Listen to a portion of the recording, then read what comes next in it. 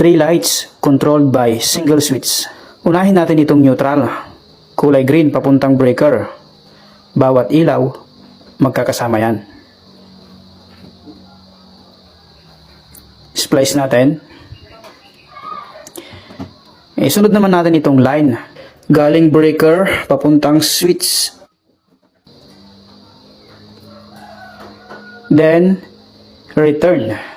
3 return papuntang switch. Splice natin.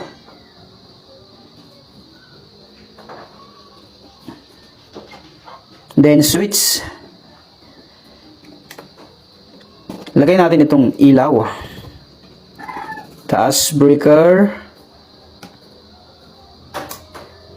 Yun. Ganun lang siya kasimple guys. Ayos.